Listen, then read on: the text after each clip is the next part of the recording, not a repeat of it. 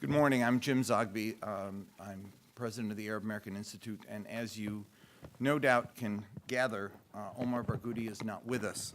Just want to tell you what happened on April 10th. He was denied entry into the United States at Ben Gurion Airport, despite the fact that he had an existing visa to the U.S. He is, as you know, the founder of the Palestinian Civil Rights Movement for Boycott, Divestment, and Sanctions. He was to come here for a speaking tour here in Washington and in New York and in Philadelphia. He's had problems before leaving. Israel had a travel ban.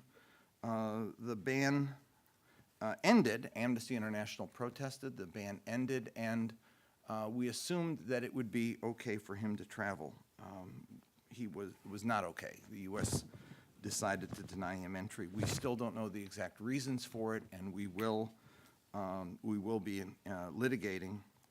I just wanted to make the point, though, that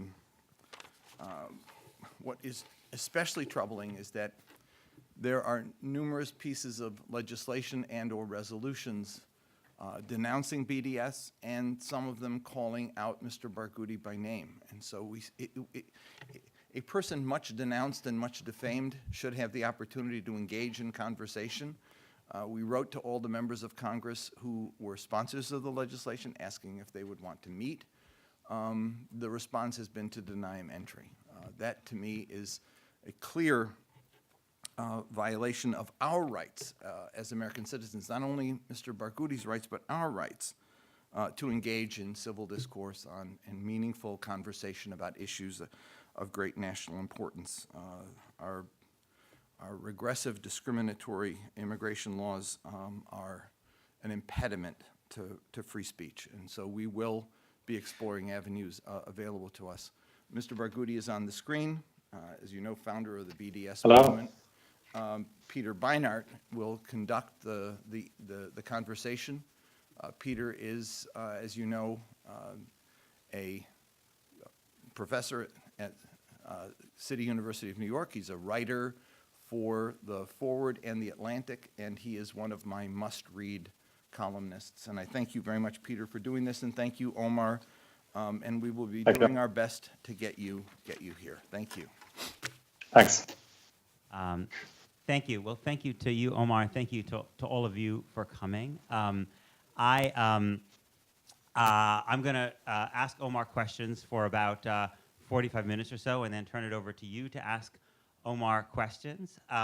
Some of the questions will reflect, my questions to Omar will reflect the fact that I have my concerns and criticisms of the BDS movement, but it says in Pirkei Avot in the Mishnah, who is wise? The one who learns from all people. So I decided to do this conversation because I believe in learning from people who disagree with me and learning from people who have had experiences that I have not had. And I've not lived as a Palestinian, living without basic rights.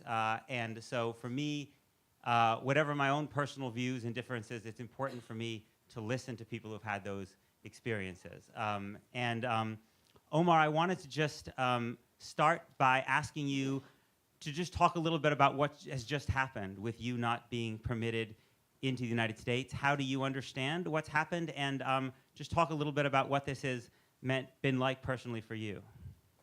Thanks, Peter. Thanks, Jim. Thanks, everyone in attendance for having me, although through a screen, not in person. But I do appreciate that I am given a chance to speak despite the attempts to silence me and to silence Palestinian voices in general. I think what happened to me yesterday morning at Ben Gurion Airport is just part of an ongoing repression by Israel directly or by proxy by the United States on behalf of Israel to silence human rights defenders in the BDS movement, be it Palestinian, Israeli, or international human rights defenders who are active in the BDS movement.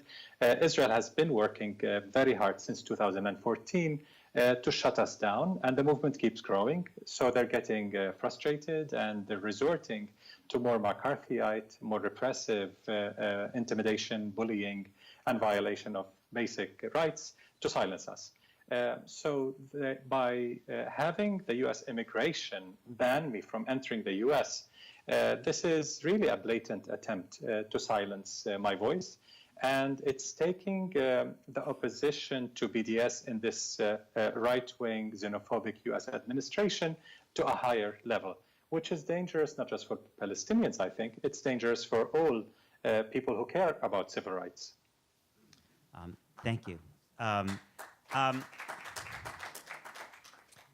I wanted to ask you a little bit about your own personal story, your family story, where your parents came from, where you grew up, and how your life experience led you to the activist work that you do. My mother's side, so my grandmother's side, comes from Safad in the Galilee, in the north of present-day Israel. Her family was ethnically cleansed during the Nakba of 1948. My father's side comes from a village near Ramallah, and indeed most of the family was expelled in the 1967 occupation of the West Bank. So both sides of my family are refugees or internally displaced persons in some cases. I grew up in such a refugee family in Qatar, in Egypt, and then in the United States. My father was one of the founders in 1964 of the Palestine Liberation Organization, the PLO. He was an independent. He wasn't part of any party. My mother was a social activist, active particularly with the General Union of Palestinian Women. From both my parents, I learned a lot. Although they had very diverse views, my father was more religious, my mother was more secular. They always had disagreements on many, many things. So we grew up in this atmosphere of debate, atmosphere of discussion and disagreements and learning from each other. But first and foremost, I learned as a son of refugees that I have a right to go home. I have a right to be together, and I feel not complete when I'm not able to fulfill the dream of living in my homeland. So I lived my life in Cairo, in New York, and elsewhere, dreaming of that. And when I had a chance to come to my homeland through marriage of my wife, who is a Palestinian citizen of Israel, the dream came true. And I've been living here for 26 years or so. So talk a little bit about what it's like for you as a Palestinian. I gather you're now a permanent resident of Israel and not a citizen. Just talk a little bit about what it's like to live as a Palestinian in Israel. In your terms of your daily, how does that experience inform your daily interactions? It varies from the mundane issues of going to health services or dealing with certain ministries and so on, where you feel the discrimination in every aspect, to learning the reality of communities, Palestinian communities around who are denied basic rights. So when I walk on the street, for example, and I do not walk alone, by the way, because there are so many threats against me, but when I walk for a daily stroll by the beach in Acre, where I live, for example, you see the road signs, the names of the roads. They're mostly, most of the roads, for example, are names of dead white Zionists who have led occupation and colonization and ethnic cleansing and so on. And they're celebrated. All the roads' names in Acre, which is a mixed city with a substantial Palestinian minority, are all like that. You also feel discrimination in the education system. All our friends have their kids in Israeli schools in the Arab sector, which is different than the Jewish sector. If the Jewish sector in schools is comparable to Europe, the Palestinian Arab sector is comparable to third world countries. Far lower budgets, discrimination in every aspect. So discrimination is very real to us in every aspect of life, not just the theoretical aspect that 93% of the land controlled by Israel is available only for Jewish development and Palestinian citizens of the state cannot claim to live there, to own it, to rent it, and so on. It's also the day-to-day reality, you feel it, not to mention how we are treated in ministries. We're treated by the authorities in every aspect. So I want to ask a little bit about the roots of the creation of the boycott, divestment, sanction movement.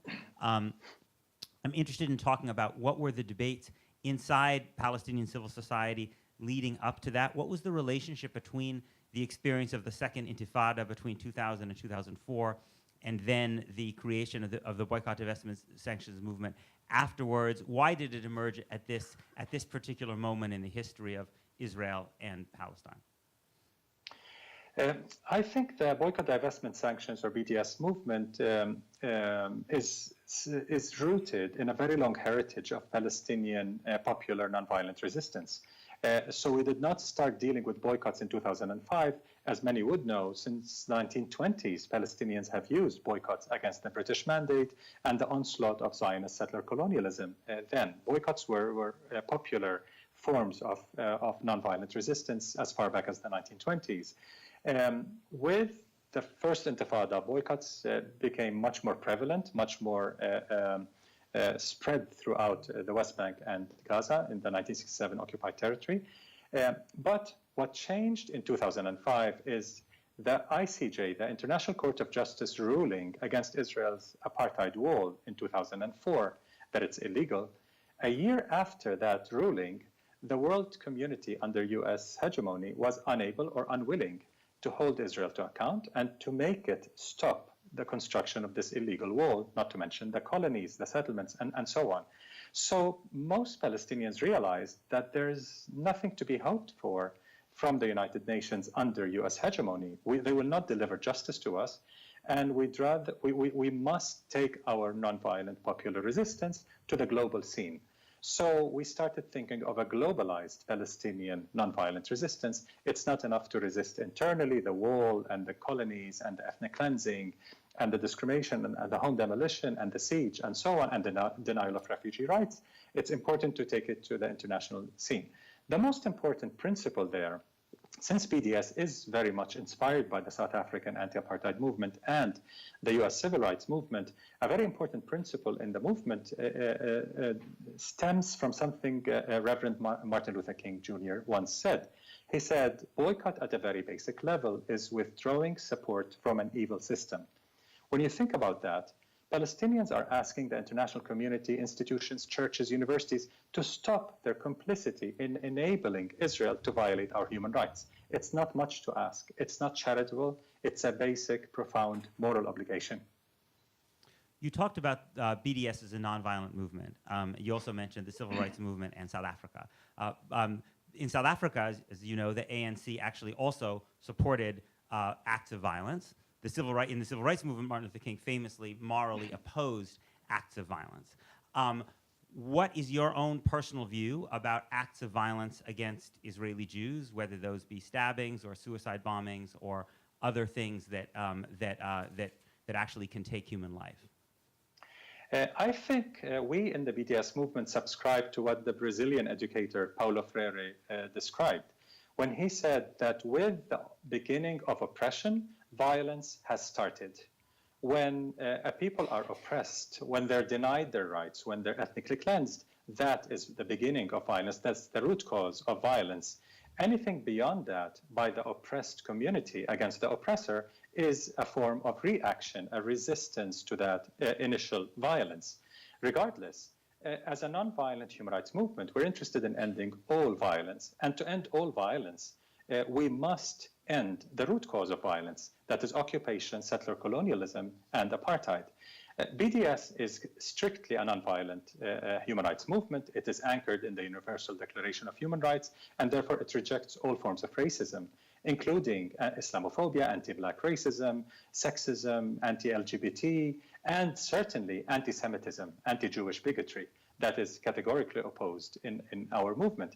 But even though we recognize, all people under oppression recognize that the United Nations since 1982 very explicitly gave the right to people under foreign occupation to resist by all means, including armed resistance, the UN at the same time said that this armed resistance has to target combatants only.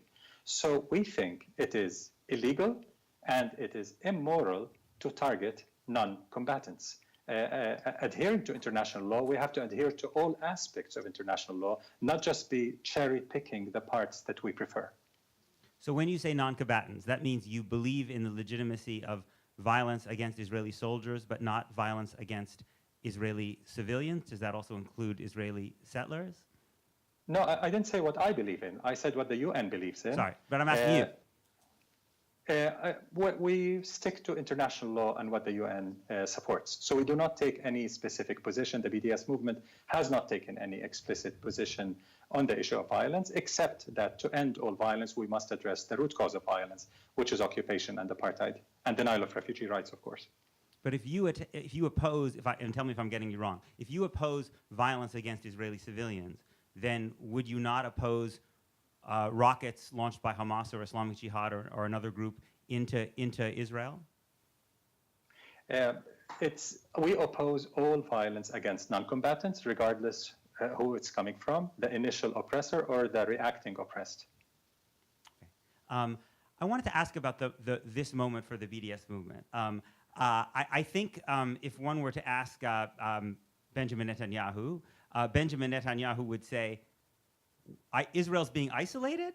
We have the best foreign relations that we can remember. We have great relationship with the ethnic nationalist government in India and the new government in Brazil, and the Gulf states are practically hugging us as allies against Iran, and countries all in Africa and Eastern Europe are coming to us for our technology. So he might say, isolation? It's quite to the contrary. We're becoming less isolated. Thus, the BDS movement is failing. So how would you respond? Well, that could take an hour, but I'll try to be very... We have time. I'll try to be as brief as possible. Notice the common thread between all the regimes and states you've mentioned, the far right. Israel has become the poster boy for the far right under Trump's leadership. The far right, xenophobic right, even fascist right, from Bolsonaro in Brazil to Orban in Hungary and many, many in between. All the fascist parties in Europe look up to Israel as a model. And in fact, they come to Tel Aviv as their Mecca to learn from Israel methods of securitization, militarization, oppression, denial of Arab and Muslim rights, and so on. And that's, no Israeli should be comfortable with this fact. In fact, many Israelis are extremely worried about their far-right government being in bed with the anti-Semites of the world. It's like the anti-Semitic club of the world coming to Tel Aviv and being hugged by this far-right government. In fact, when the far-right leaders of Eastern Europe came to Israel recently, there was an uproar by some liberal Zionists, and a member of the Likud in parliament, a member of the Knesset, responded to the attacks that those are anti-Semitic leaders. How could Israel receive them? She said, yes, they may be anti-Semitic, but they like us. They like Israel. So it's okay. So now the new formula is that it's okay to be anti-Semitic, anti-Jewish, as long as you support Israel's rights.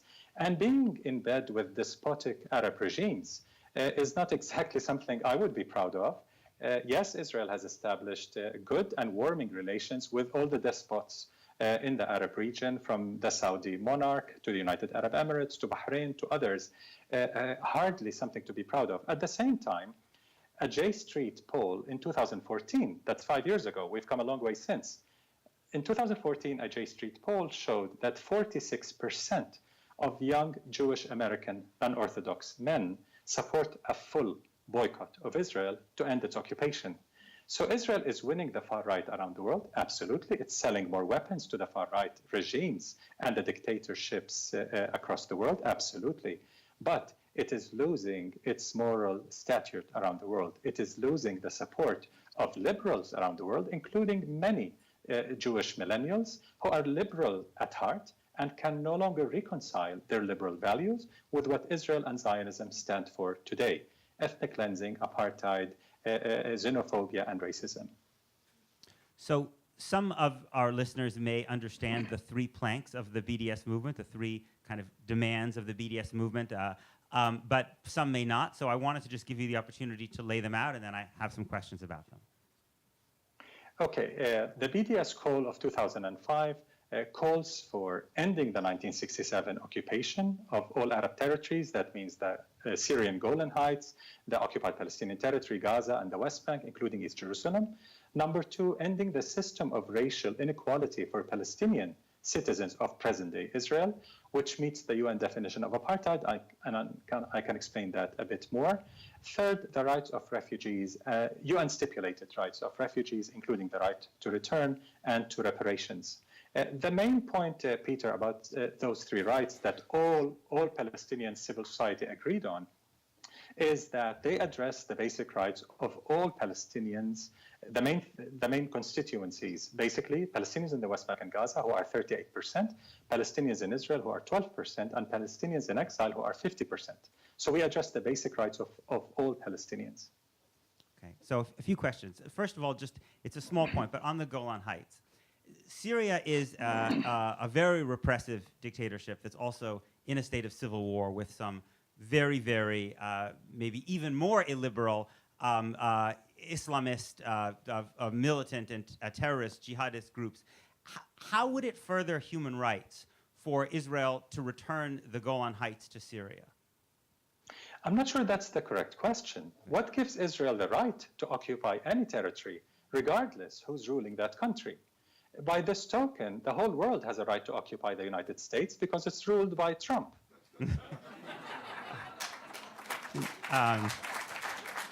To be fair, I'm not sure Trump is Bashar Assad, but I take your point. Go ahead. Okay. So under the three planks of the BDS movement, if, and I recognize it's not likely at this point, if there were to be a Palestinian state were created and the Palestinian national movement were to agree to the creation of this Palestinian state near or on the 1967 lines, and there were to be some agreement between Israel and the Palestinian and the PLO on the question of refugees, you as Omar Barghouti would still support a boycott of Israel because it would not have, because of the third plank having to do with Israel's internal character inside the 67 lines would still be discriminatory in your view? My view is less important than the absolute majority of the Palestinians' view. The absolute majority of Palestinians who are represented in the BDS movement, this is the largest movement in Palestinian society and possibly one of the largest movements in Palestinian history, by the way. It's a near consensus in Palestinian society behind BDS. Almost all Palestinians agree that the rights of refugees are the absolute most important rights. They are the litmus test for justice to settle this colonial conflict and reach a sustainable and comprehensive peace. Palestinian refugees' rights must be addressed like all refugees around the world. Jewish refugees from World War II, refugees in Darfur, in Bosnia, in Kosovo, in all cases where you have refugees, all refugees around the world, regardless of identity, have a right to return and to reparations. Palestinians should not be denied that basic right because otherwise it would be racist. It would be discriminating against Palestinian refugees simply because it's inconvenient. We would upset the demographic makeup of Israel, which is an artificial demographic makeup that was achieved through sustained ethnic cleansing, the initial ethnic cleansing of 1948 and ongoing. Columnists like Michelle Goldberg have raised this point even in the New York Times, saying, why should liberal Americans accept that Israel has a right to maintain this demographic superiority and deny the indigenous people of the land their rights just to maintain a Jewish supremacist state? So the issue is not whether a two-state solution can address this or not. The issue is, under international law, in a one-state or two-state or five-state solution, all human rights must be accommodated, all people's rights must be accommodated. You cannot have a two-state solution where one of the two states is an apartheid state. What gives any state to have a right to be an apartheid state? No state can claim that right. No state can deny refugees their UN stipulated right to return. In a one-state solution or two-state solution, neither state can deny refugees their rights.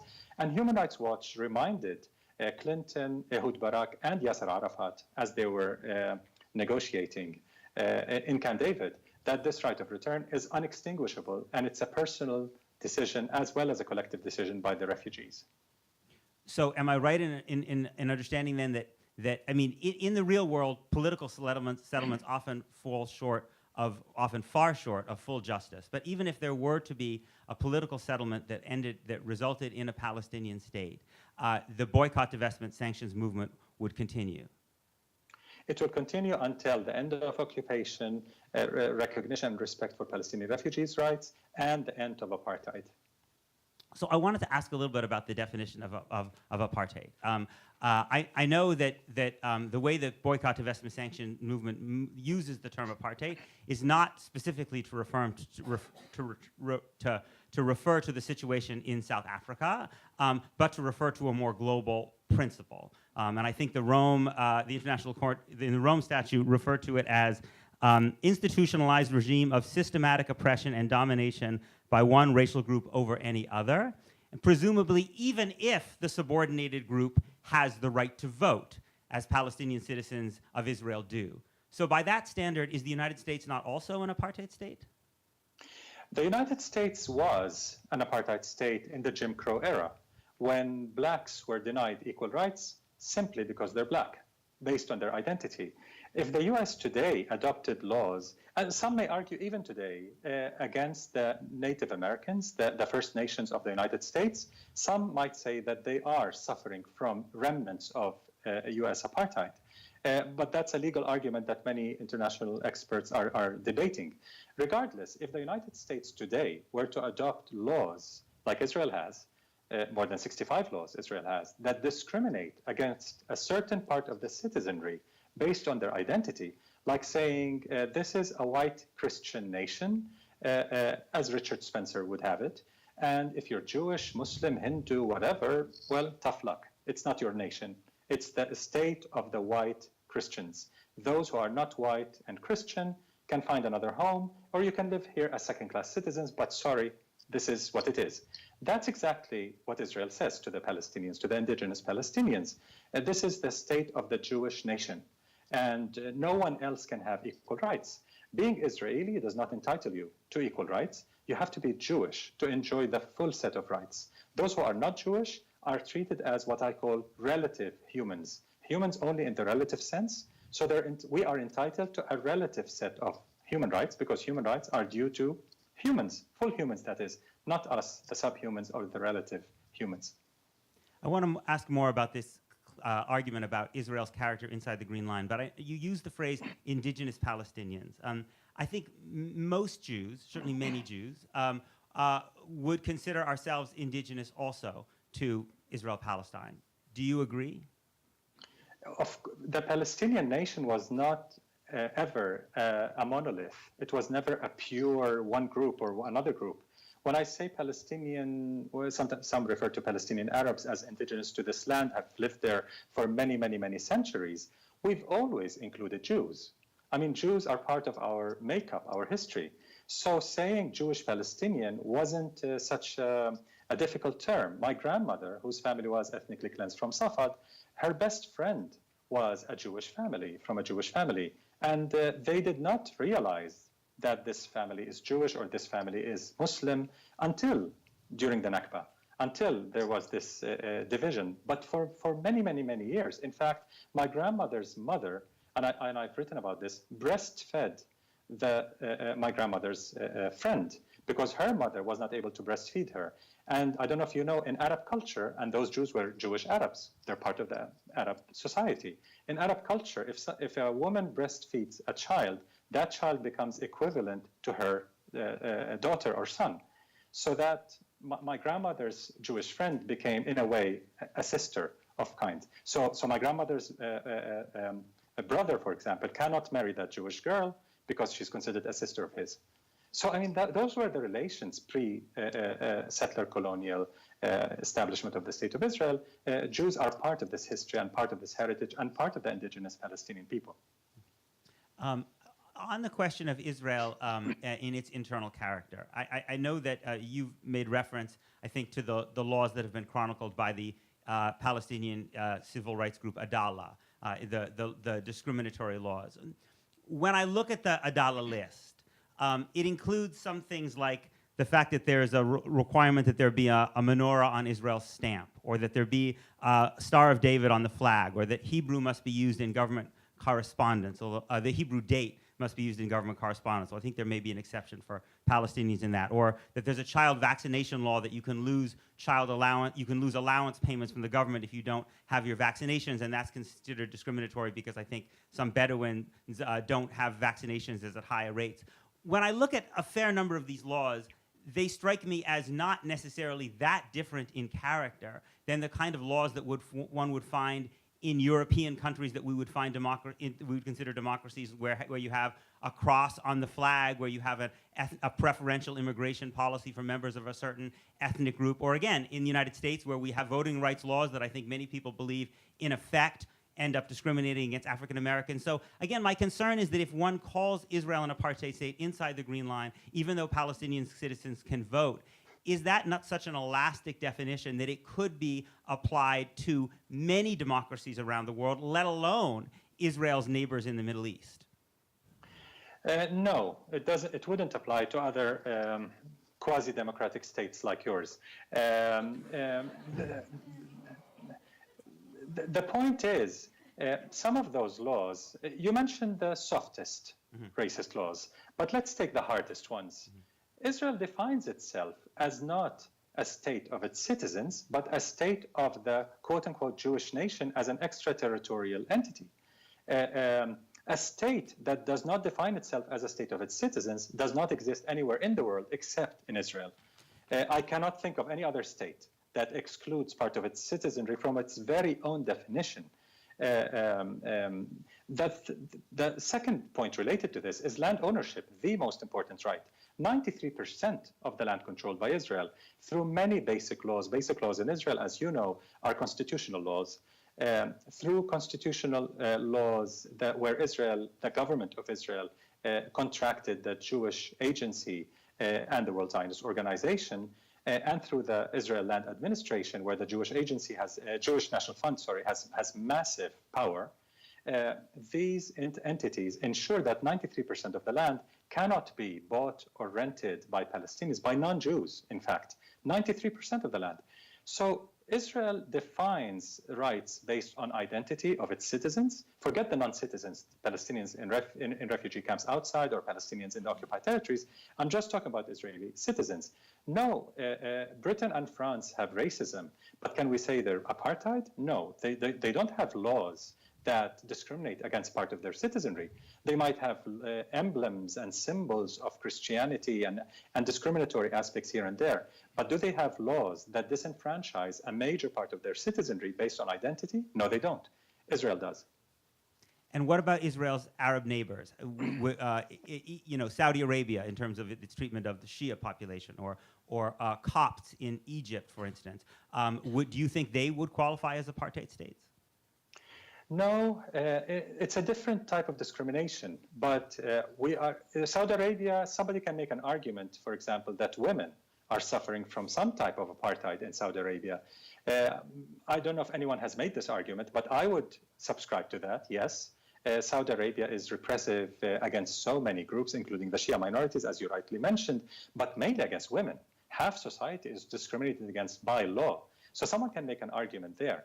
But the UN definition wouldn't apply. The apartheid definition wouldn't apply. We need to find a new definition because it relates to racial group, and the way the UN defines racial applies to Jewish Israelis as a nation and Palestinian Arabs as a nation. It doesn't apply to women in Saudi Arabia. They're not a nation. But I mean, it's very equivalent to apartheid, what women in Saudi Arabia are suffering from. And I'm not saying that because Palestinians are resisting Israel's apartheid, that means that there are no other nasty regimes around the world. There's so many nasty regimes around the world. But the one that's oppressing us is Israel, and that's why we're resisting it.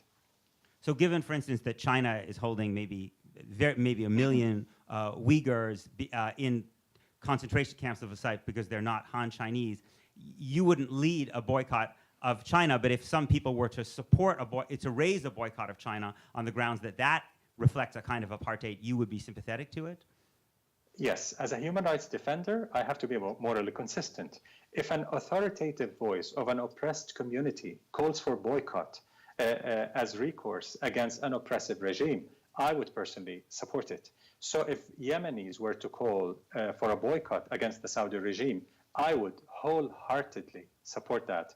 If women in Saudi Arabia were to call that, if any minority group being oppressed, occupied, ethnically cleansed, and suffering from denial of basic rights were to call for a boycott, an authoritative voice of that oppressed group. It can't be just a couple of individuals or a couple of ivory tower academics. It has to be an authoritative voice. I would certainly support that because I truly believe as Angela Davis says, justice is indivisible.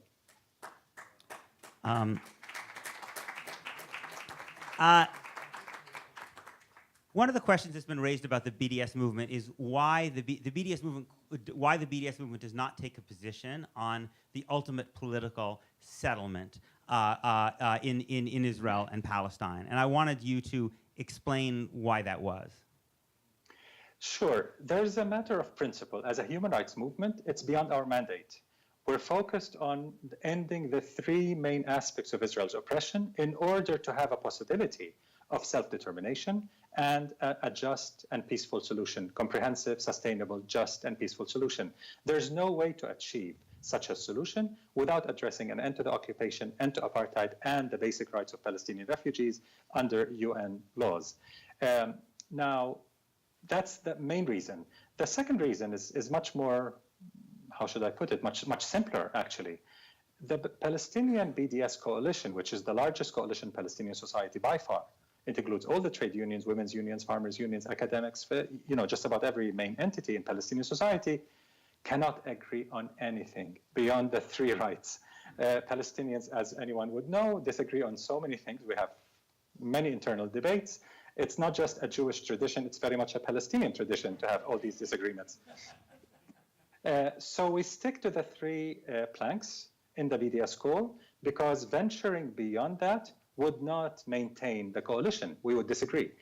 One state, two states, what the political solution should look like, it's up to the Palestinian people to exercise self-determination. It's not up to the BDS movement. We are part of the popular resistance, and we are the most important solidarity movement with the Palestinian struggle for rights, but we are not the leadership of the Palestinian people. We cannot make such a decision or envision what the political solution should look like on behalf of the Palestinian people. So as a Jewish person who myself is engaged in many of these arguments with my fellow Jews, one of the things that I feel an obligation to do is when Jews reflect values that I think are contrary to my own, to say so publicly. Now, of course, it's different, I recognize, because I, as an American Jew, or if I were an Israeli Jew, have rights that Palestinians don't have. But given that there are elements in the Palestinian national movement like Hamas that I would assume do not share your values when it comes to women, when it comes to LGBT people, when it comes to the rights of secular people, do you feel that you have an obligation to publicly challenge them, given that they don't share a vision of Palestinian politics and society that you do? We have a responsibility and a moral obligation to convey our values and to spread our values in society. So we do not shy away from publicly expressing support for LGBT struggles, for women's struggles, for equality of all people, irrespective of identity, and so on. We're not embarrassed to say that. We say it in all languages, in Arabic, in our speeches. We say that all the time. Some people do not like it, but tough. Those are our principles as a human rights movement anchored in the Universal Declaration of Human Rights. If any Palestinian group were to take any position against a minority group, against a group that's entitled to certain rights, we would stand with others to oppose that. And many of us are active in so many groups. So it's not like the BDS movement has to address every ill in Palestinian society. And believe me, we have quite a few ills in Palestinian society. We're active in so many other groups. Each one of us is active in other groups, some in the women's movement, some in the workers' movement, some in other movements. Some of us are artists and dancers and musicians, and they fight for their right to free expression. When dance groups in Gaza are repressed, I, as a former dance choreographer, signed petitions condemning the repression of dance companies in Gaza, for example. So we do that, but in other capacities. We don't have to do everything from within the BDS movement because it's beyond its mandate. So in 2003, the Palestinian Authority wrote a constitution. The constitution says in Article 4, Islam is the official religion in Palestine. The principles of Islamic Sharia shall be a main source of legislation, even though freedom of religion will be respected, and Arabic shall be the official language. This to me suggests a vision of a Palestinian state which in some ways is illiberal, privileges Muslims and Arabs over non-Muslims and Arabs. Is this discriminatory in your view? I think it can be argued that it discriminates, and I personally would prefer something along the lines of the South African Constitution, which I think is superior to many other constitutions around the world, where people are treated as equals regardless of identity. That's what I personally believe in. In the BDS movement, we have not taken up this issue. It was never raised, by the way, in the BDS movement. But I, as a human rights defender, and I'm speaking for myself, not for the movement, I certainly stand for equal rights, full equal rights for everyone, irrespective of identity. I would not support any discrimination based on religion, ethnicity, any form of identity, sexual identity, gender identity, or otherwise. I came across a quote of yours from 2009, and you were talking about the vision of one state that you support. Because I understand, although the BDS movement does not take a position, my understanding is that you yourself personally are in favor of one equal state. And this was the quote. You said, this is in an interview in Electronic Intifada, I am completely and categorically against binationalism because it assumes that there are two nations with equal moral claims to the land, and therefore we have to accommodate both national rights. So I read that as suggesting that although you believe that Jews have individual rights, you believe that Palestinians, but not Jews, have national rights. Is that correct? Okay, let me explain this. This might take longer than we can afford, but I can start to explain it at least. It relates to the right to self-determination of peoples under international law. In history, this right evolved, especially with the United Nations, but at no point in South Africa, in Algeria under French settler colonialism, or any other situation, in no situation in history has any colonial community claimed the right to self-determination in a colonized territory. Self-determination is meant specifically to allow a group under oppression, a minority in a state, or a group that's occupied by a foreign power, or a group living in an indigenous community under settler colonial rule, to fight for its rights. The self-determination aspect is the pillar of all other social, political, cultural rights. That's one point, the theoretical point. Now, more to the concrete question, Jewish Israelis do not recognize themselves as a nation. Nobody in Israel recognizes Jewish Israelis as a nation. In fact, the Supreme Court of Israel has struck down several attempts by liberal Zionists to have their identity as Israeli, their civic identity, in the registry, rather than as Jews, because they were secular atheists and believed that they are Israeli. They wanted their civic identity. The Supreme Court rejected that. Knesset certainly rejects that. So Israel does not accept Israeli nationality at all. There is no Israeli nationality in Israel. It's the only country on earth that does not recognize its own nationality. It recognizes 130 nationalities, but Israel is not one of them, because Israel defines itself as not an Israeli nation. It's a state of all Jews, of the Jewish nation. So there is no Jewish Israeli nation to speak of, because Israelis don't recognize themselves as a nation. But assuming Jewish Israelis were to wake up tomorrow and say, we constitute a nation with a common history, a common language, a common culture, and so on, and we want to claim a right to self-determination. It never happened in history that a colonial community, and that's what it is, can claim self-determination in colonized territory. So what do you do then in a one-state solution, which is, as you rightly said, it's beyond BDS. BDS does not take a position one-state, two-state. I personally support an egalitarian, democratic state for everyone with equal rights. How do you deal with that? Well, as whites were integrated into the nations of Cuba and other countries where they became part of the indigenized population, if you will, then they exercised self-determination as part of the people, not as a separate supremacist group. Whites in South Africa, having lived there for more than 3 centuries, never claimed a right to self-determination as whites. Afrikaners never made that claim. With democracy in 1994, they became part of the South African nation, so they exercised self-determination together with the indigenous communities, the majority blacks. So that's the key point. The last point I wanted to mention, Peter, that you might object to, what settler colonial, what am I saying? Well, some honest Zionist leaders like Ze'ev Jabotinsky, as far back as the 1920s, said, and I have a quote right in front of me, I can read it, that we are colonizing this land, and it's normal for the colonized to reject this. And that's why we need an iron wall to drive despair into their minds so that they will stop resisting us. but he recognized that this was a colonial project. So just to understand, so your vision, what you were saying is that Israeli Jews would become Palestinians, and therefore would exercise national self-determination as Jewish Palestinians. Am I understanding it correctly? More or less. I didn't say Palestinians, but I said, yeah, a shared society with equal rights for all, including the refugees. Just one more question. So one thing you probably, I know you spent part of your childhood in Egypt. My grandmother is from Egypt. And one of the things you just used to say to me when I was growing up, and this is something that one hears from Mizrahi Jews pretty frequently, is we don't want to be a Jewish minority again in a majority Arab country. And I was surprised a bunch of years ago to find a quote by Edward Said. He was interviewed by Ari Shavit in 2000, and Shavit asked him, assuming that in this one state Jews will be a minority, what do you think things will be like? And I want to quote Said, and I want to ask whether you agree with him. Said said about what life would be like for a Jewish minority in a one state with a Palestinian Arab majority. Quote, Said said, "I worry about that. The history of minorities in the Middle East has not been as bad as in Europe, but I wonder what would happen. It worries me a great deal. The question of what is going to be the fate of the Jews is very difficult for me. I don't really know. It worries me." Does it worry you? No, it doesn't.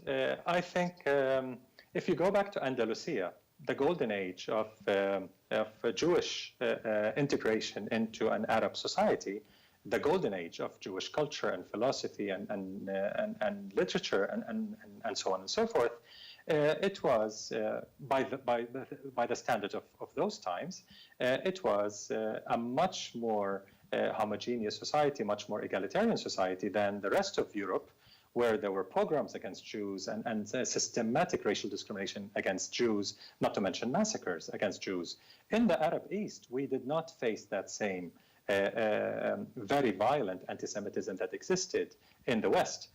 So Jewish communities in several Arab countries have thrived in many different ways. Yes, there was discrimination. In several countries there was discrimination, but as I said, it did not reach anywhere close to what was happening elsewhere. Now, even if one did not feel that I want to be a minority, a Jewish minority in a majority state, ruled by Arabs or ruled by Trump, I'm not sure. But regardless, I mean, is the Jewish minority in the United States feeling, pre-Trump, feeling that as a minority it cannot coexist with this white non-Jewish majority and blacks and Latinos, Latinas and indigenous and so on, Asians and so on? It's a matter of how you build the society, how democratic it is, how egalitarian it is, and how bound it is to the rule of law. If you have laws that discriminate, if you have policies that discriminate, and most importantly, if you have a culture, regardless of laws, if you have a culture of racism and discrimination, every minority would have a right to feel uncomfortable like your grandmother. But if we start envisioning a society with equal rights and an egalitarian culture that truly respects and celebrates difference and diversity, then people who are different should not be worried. Okay, so we're going to go to the audience now. Do we have someone? Would we have a microphone? Or okay, we have microphones on the right and left. So great. So why don't I just start on the left side? Why don't you just go over to someone who's close by to you, and we'll kind of toggle back and forth. And please make sure it's a question, so other people have a chance. And ask Omar your question. Thank you. My name is Nizar Farsakh, the Museum of the Palestinian People here in DC. Personal friend of Omar. Thank you very much for this. And my question leads from where you just stopped. The theoretical answer makes sense, right? So that everybody is equal. In theory, in the US, everybody is equal under the law, but the practice is different, right? So as you said, there's the issue of the culture being egalitarian and respect for all the cultures. So from your perspective, what has worked with you? How have you, what can you share with us an example of you being able to convince a Jewish Israeli of that future in which they themselves, the Jewish Israeli, felt they would be able to express themselves and be free to wear the kippah, to respect the Sabbath, for example, and trust that the majority non-Jews in that country would guarantee that, right? It's not just the laws, and I think that's the main challenge. Logically, the argument makes sense. I'm not sure affectively it does. What has worked for you affectively and not logically? Thank you. Are we taking a number of questions, or shall I answer I think each we'll one? let's just do one at a time for now. We've got some time. Okay, this might divert the discussion from BDS because, as I said, my position on one state, two states is unrelated to the BDS movement. But I've written about my vision of one state. It was published in Mondowise as part of a Jewish Voice for Peace series of articles. So please, Nizar, you're welcome to read my article there. It answers that question, how to achieve this kind of culture that respects and celebrates diversity and celebrates the rights of minorities, so that we reach a point where people do not feel threatened or do not feel coerced to act like the majority, and they cannot express their identity. Great. Maybe someone over here. Yes.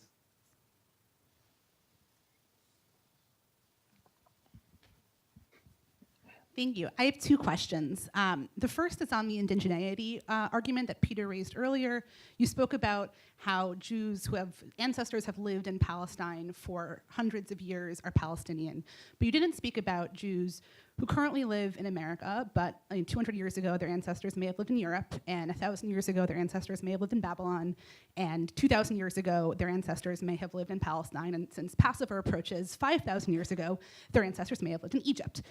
To where are those people indigenous? The second question is about Initiative 922 in Israel, which is trying to kind of collapse the gap between Palestinian citizens of Israel. I can't hear well. Did you hear the first question? Not very clearly. No, there was a problem with the sound. It was a bit loud, so I couldn't hear most of the words. Sorry. Okay. Well, let me try to rephrase it, and then you can tell me if I've gotten it wrong. I think the first question was, what about Jews who were not living in Palestine 100 years ago, but Jews who may have roots in Eastern Europe, but before then in Babylonia, and then before then, again, as Jewish tradition says, in what we call the land of Israel. Are those Jews indigenous? Is that fair? Okay. Why don't you try with the second? And Omar, if you're not hearing, just let me know, and I'll rephrase that. Go ahead. Slower. The second question is about Initiative 922 in Israel, which is attempting to collapse the gap between Jewish Israelis and Palestinian citizens in Israel. Do you think this initiative is worthwhile and Israel trying to do the right thing, or do you think this is window dressing and Israel trying to prove that it's supposedly liberal while in fact just ignoring the occupation? Did you get that, Omar? Yes. Okay, yes. Great. So 2 questions, please. Okay, I'll start with the second. I haven't heard of that initiative, honestly, but it sounds like window dressing. Sorry. As far as indigeneity is concerned, who doesn't have roots in Palestine? I mean, maybe some in China don't. I even doubt that. I think most civilizations have occupied Palestine, what's now historic Palestine. Who doesn't have roots? I mean, the Romans, the French, the Brit, everyone has roots in Palestine. Many had kingdoms for far longer periods than the Jewish kingdom in tradition. So who has a right? We're talking about the indigenous people who live there, who have the roots now, not based on some book that claims that, with all respect to holy books from all traditions. But we're talking about people who live there, who must have rights now, who must have equal rights now. There's international law to govern that. We cannot go back and every group from the Persians to the Romans and everyone in between claiming indigeneity in Palestine, because they would have a much more compelling case, believe me, based on how long they ruled the land that we call Palestine. So we cannot go to that level. And regardless, no one can exclude people living in the land from their rights just because of a claim that 2,000, 5,000, 3,000, 10,000 years ago, my community claims to have lived there. So what? You have no right to kick people out just because there's a claim that thousands of years ago you lived there. And just to give you an example of, and it relates to the issue of refugees that Peter asked me about earlier, while many Zionists reject the Palestinian claim to have a right under international law to refugees to return, the World Sephardic Federation won the right to have Jews from around the world who have ancestry in Spain or Portugal to go back after more than 500 500 years of being expelled. 500 years, and still the right is maintained for Jewish Sephardic communities to return to Spain and Portugal, but the Palestinians who were expelled in 48, 71 years ago, have no right. What double standard? Okay, the next question. Ma'am, right here in the front. Yes. Wait for the microphone. It's right here in the front. If you just bring down the microphone.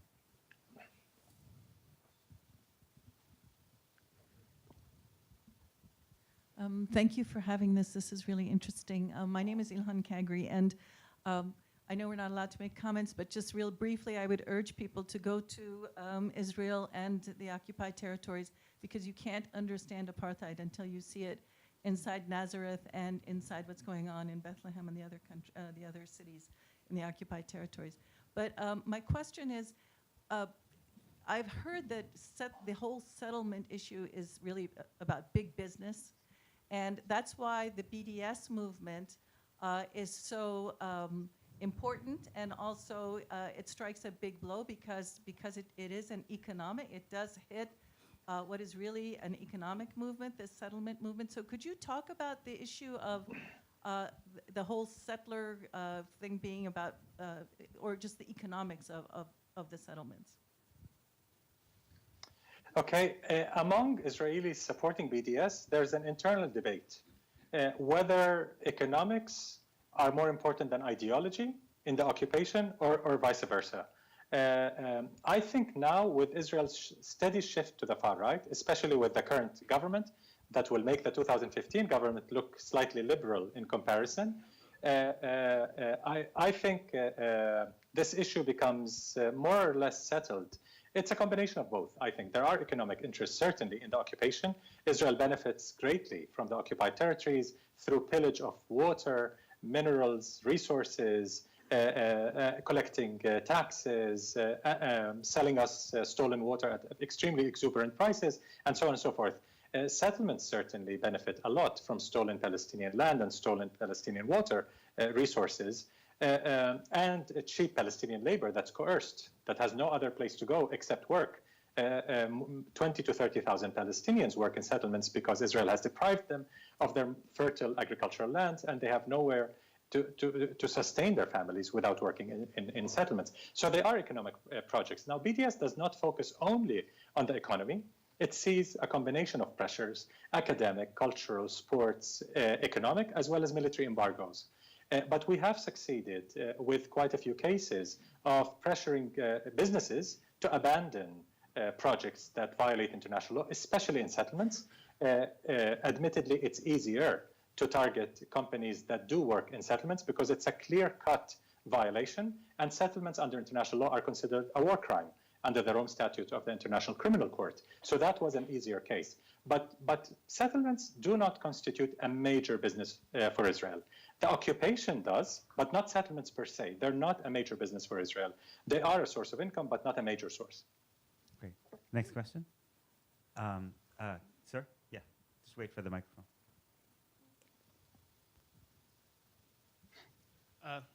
Thank you, Mr. Beinart. Thank you, Mr. Barghouti.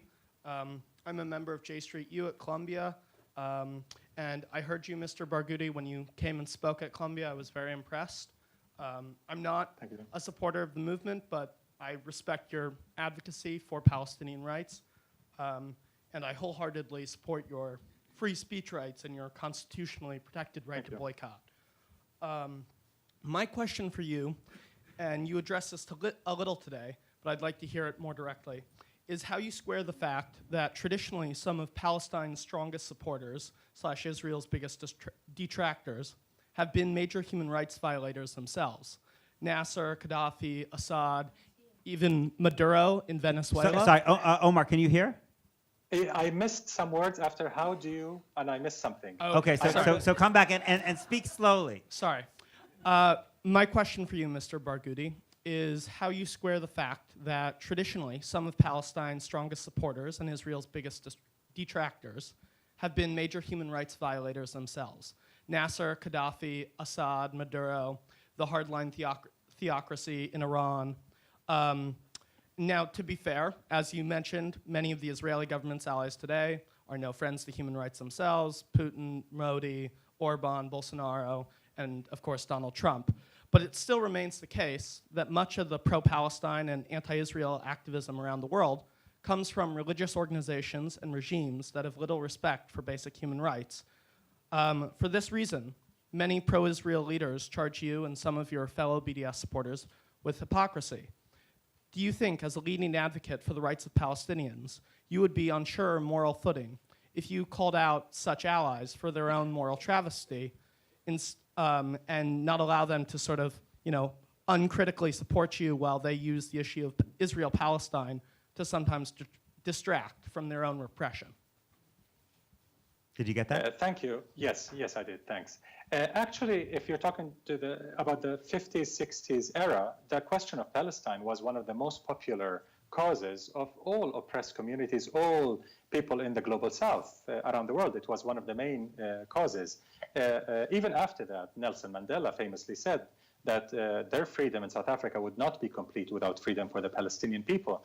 And some international law experts like John Dugard, who's also South African, a judge from South Africa, said that Palestinian rights have become the litmus test for international law. If international law fails the Palestinians, many in the global south will feel that they've been abandoned by international law, that international law just speaks to the hegemonic Western powers, basically. So as human rights defenders, I take issue with the premise that most supporters of Palestinian rights, most support comes from religious groups and states. And so this is, I don't know where the premise is based on, certainly not on facts. In the BDS movement, the absolute majority, if not all of our allies, are those struggling for black justice in the US, for indigenous justice, for women's rights, for LGBT rights, trade unions' rights, student groups that are progressive. At NYU, for example, now we're hosted by NYU. Not too long ago, 50 student groups at NYU succeeded in getting the student government to endorse a divestment, a very strong divestment resolution. 50 student groups. Those who did not support were, some crazy right-wingers and Christian Zionists and far-right groups, basically. Almost every progressive group was with the BDS group supporting that resolution. Increasingly, we see that many connections are being created, especially with the Black movement and the indigenous movement in the United States, and we're proud of that. So no, our allies are all progressive, are all involved in justice struggles, and we truly see our cause as connected, because without being united, there's no way we can defeat the ultra-right that is rising and the fascism that's rising around the world, from Tel Aviv to Washington and from Brasilia to Delhi. Next question. Go ahead, on the left. Yeah.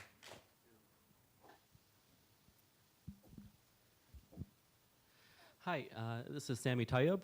I have a question. It's a two-pronged question, but it relates to the same thing. So, what should the BDS movement response be in relation to the increased normalization of with Israel by the Gulf states, by the Arab Gulf, and as well as what should the BDS response be in response to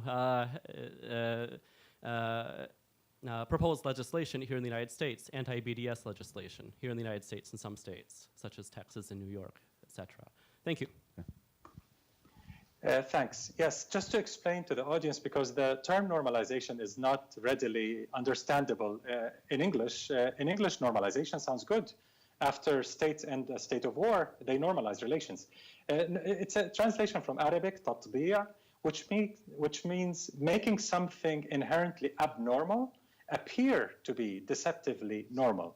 So a relationship between a master and a slave is inherently abnormal. There should be no slavery. So if a master is dancing with a slave, it's never love, it's rape. That's just to put things in perspective. So Israel is trying to normalize relations with despotic authoritarian Arab regimes, as I mentioned, Saudi Arabia, Emirates, Bahrain, and others. And it's making some headway there. But does it win the popular support of the peoples of those countries? Yes, they're despotic, but it doesn't mean that the rulers speak for the people.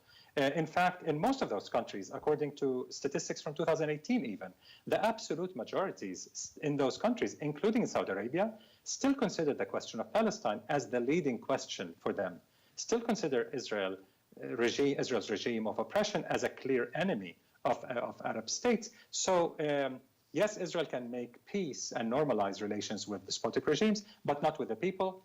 Until there's an end to oppression, until rights of refugees are recognized, occupation is ended, and apartheid is ended, there's no way to have normal, not normalized, normal relations of everyone in this region. As far as the second question, the anti-BDS legislation in Congress.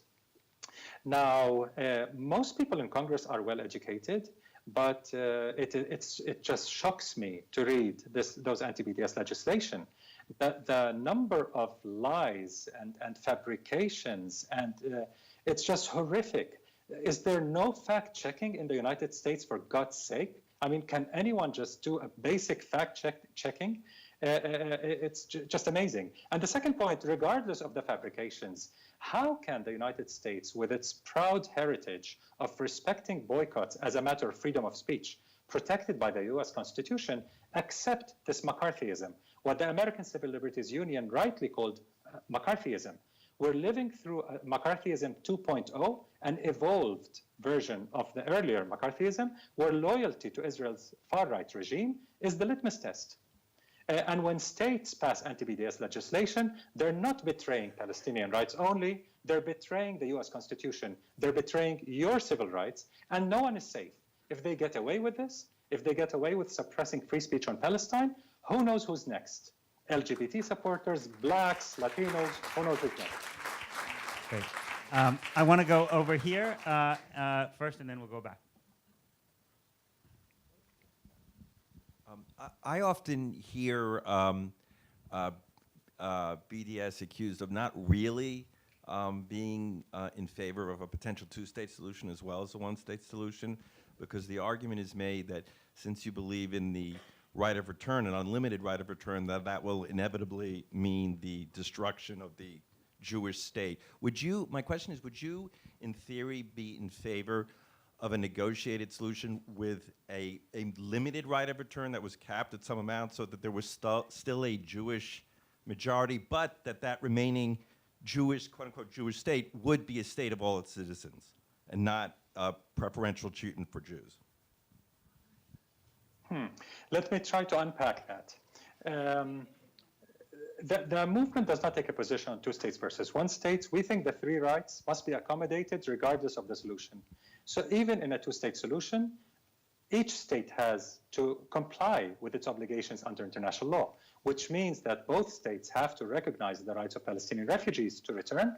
And this is a fact. This is under international law. It's not debatable that no state has a right to deny refugee rights simply because of a certain claim, divine or otherwise, to enjoy a certain supremacy.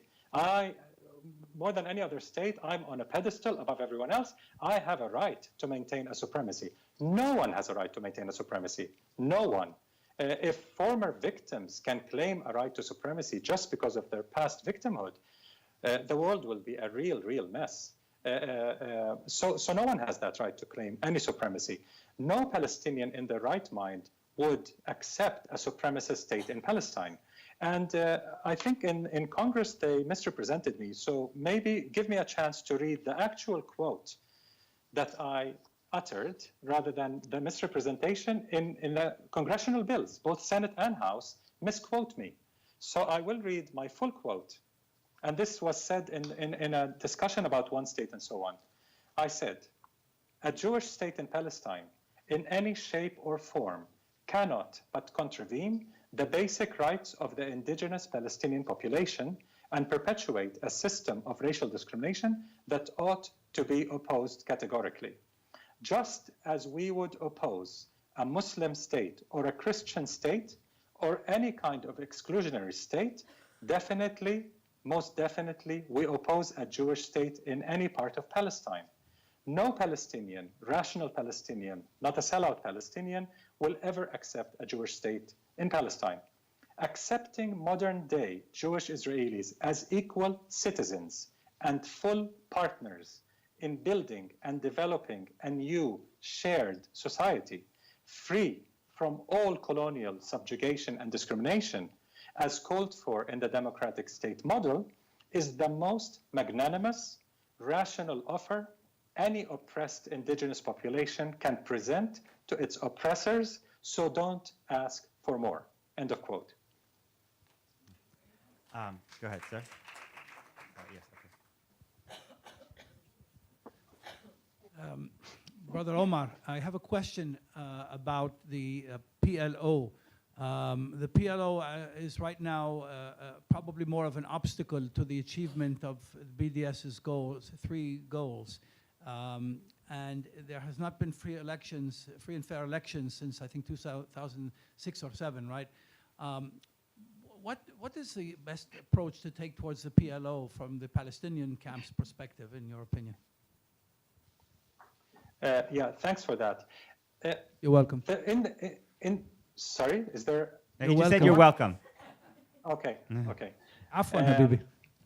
In the BDS movement, we all agree that the PLO is the sole legitimate representative of the Palestinian people, despite all the problems you mentioned. There's an integral undemocratic tendency in the PLO. No elections, no democratic mandate. It lost a lot of its representativeness. It hasn't done any democratic work with communities, women, workers, farmers, teachers, and so on and so forth. My father was one of the founders of the PLO, and I remember how it was. It was never perfect, but I certainly lived the days when we had a lot of democracy. When I was a student at Columbia University, I was part of the General Union of Palestinian Students, and we were truly democratic then. There were true democratic elections then, with various blocs and independents. I was an independent all the time, and there was a true debate and a true democracy then. We've lost a lot of that, but I think we Palestinians do not have the luxury of just putting aside the PLO and thinking of creating a new creature out of scratch. When we are so oppressed, so dominated by a hegemonic power supported by the US president and others, we do not have the luxury of abandoning our only embodiment of Palestinian identity, which is the PLO. We have to rebuild it, we have to democratize it, we have to reconstitute it to be more representative of all Palestinians rather than just abandon it. That's I think, Omar, are you there? You froze. Yes, sorry, you did not hear me? No. I think you had just finished talking about how you didn't have the luxury of abandoning the PLO. Was there more? Yeah, no, that's it. I end on the luxury note. Okay, I want to make sure other people get a chance. Go ahead. Yes.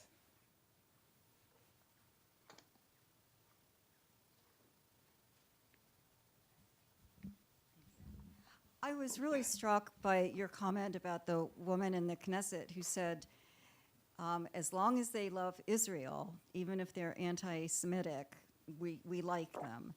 It seems that the difficulty in our country for the BDS movement is that the BDS movement is saying we're opposed to the Israeli treatment of the Palestinians. We are not anti-Semitic. We don't like the way the state of Israel is working, and yet the BDS keeps getting complaints of being anti-Semitic. So I find that, how can it be so clear from an Israeli Knesset? How can that be used for the BDS movement here, I guess is my major question. And is it also confounded by the fact that, as you're saying, Israel defines itself as a Jewish state, so therefore anything that might be opposed to the actions of Israel can then be turned to be opposed to Jewishness? Yes, thanks for this. In fact, thanks to the work of Jewish Voice for Peace and more than 40 Jewish organizations across the world, this conflation between Israel and Jews is put to rest.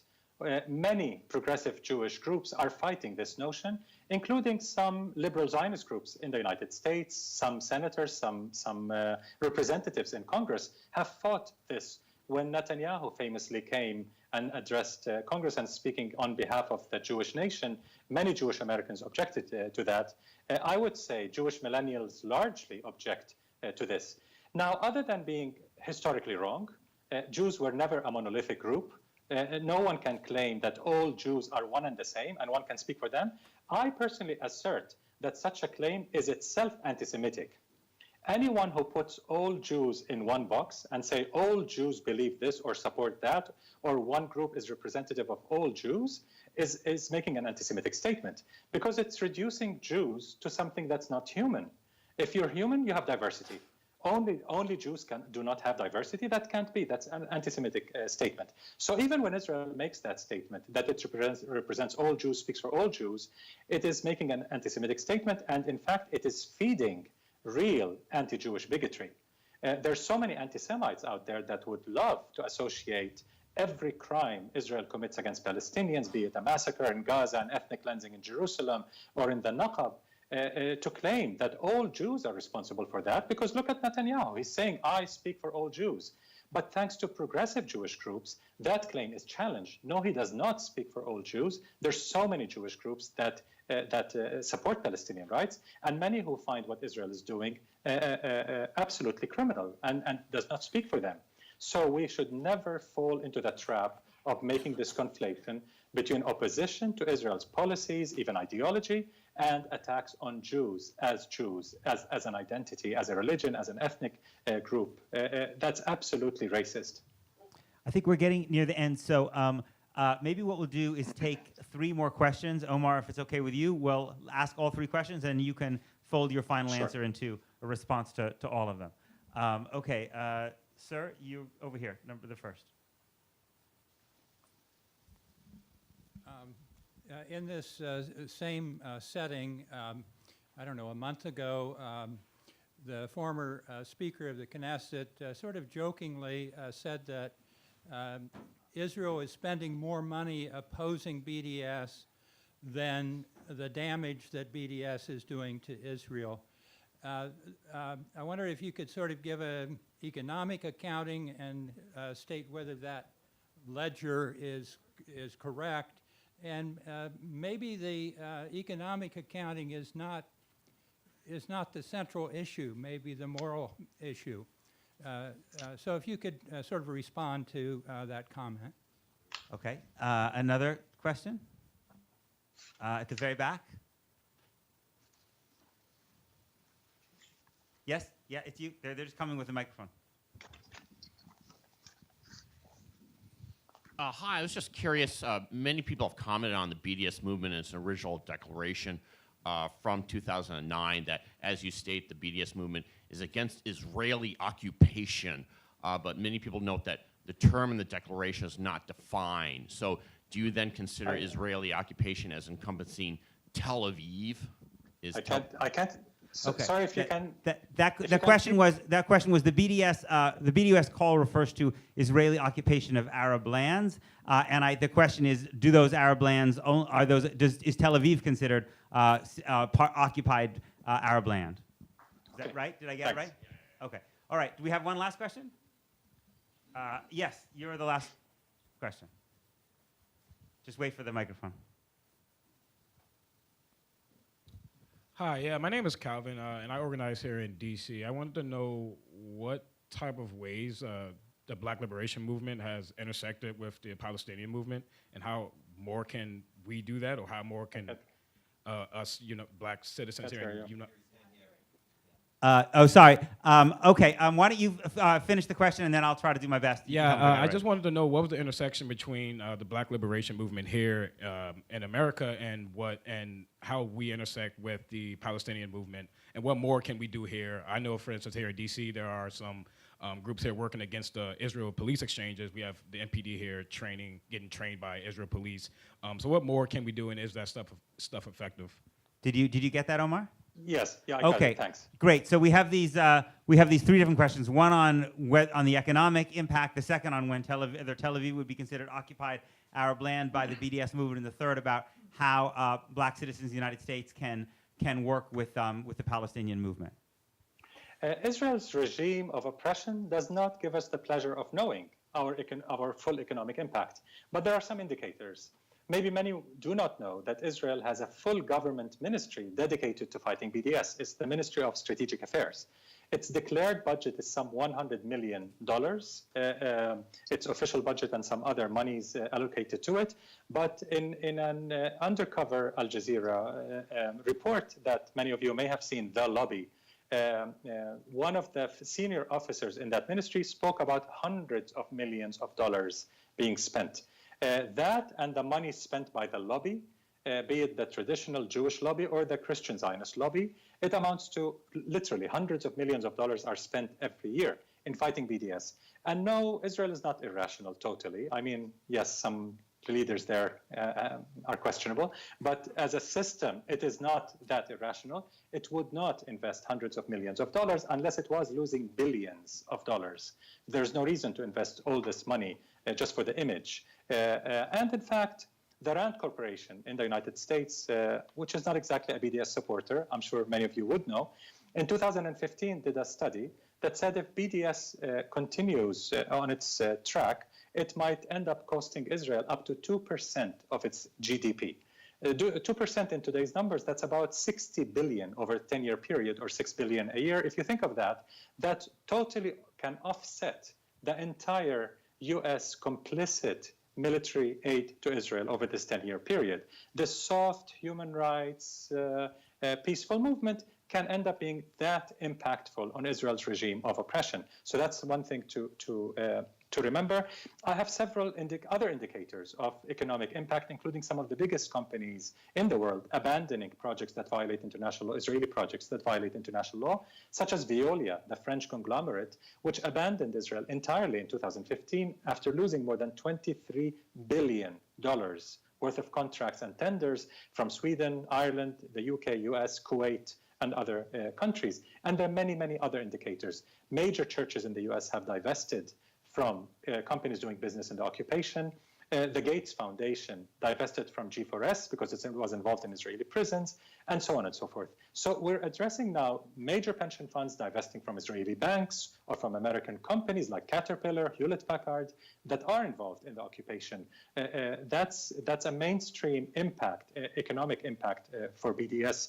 But do we have exact figures? Unfortunately, we don't. We know it's very impactful, but we don't know the exact impact.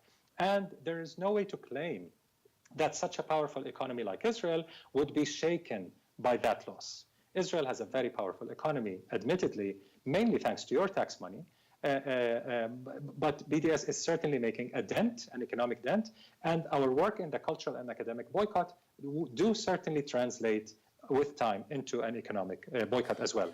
As far as the second question, the BDS call of 2005 was interpreted a million times by the Palestinian BDS National Committee, which leads the global BDS movement.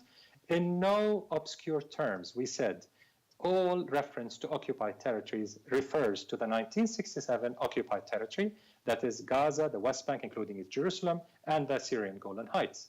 Why is that? Is it because Jaffa and Nazareth were not occupied? Well, not according to international law. Since this movement adheres to international law, the United Nations does not consider Nazareth or Jaffa or Haifa or Akka occupied. It was colonized. There was a system of settler colonialism and ethnic cleansing, for sure. But does the United Nations recognize that part as occupied? No, it doesn't. So we adhere to international law. But you have to see the three goals of BDS in unison, together. Ending apartheid, respecting the right of refugees, and ending the occupation of the 1967 territory. The third point is about Black liberation, and thank you so much for mentioning the Deadly Exchange campaign. This campaign, which was championed by Jewish Voice for Peace, and many in the Black community joined it, and other minority groups have joined this campaign, has already achieved some successes.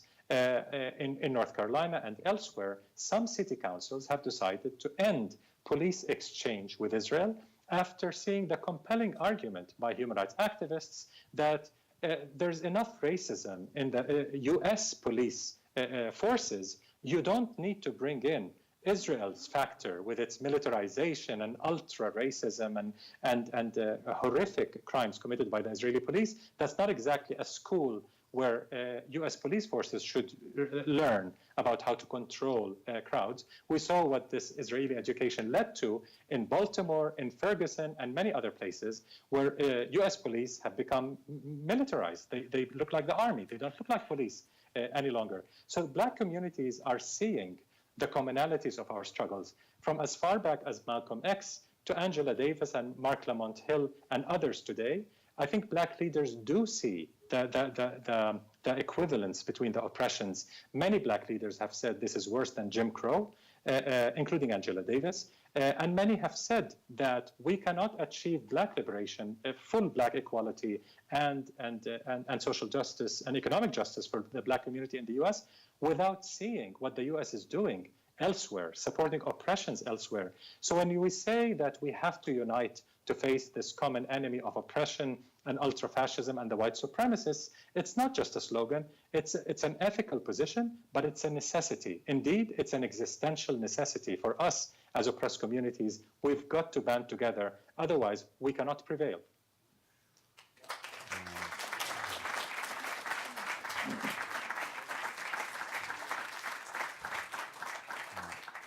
Omar, thank you. I hope I'm going to turn it over to Jim Zogby to have the last word, but I hope that one day we will be able to have this conversation in person.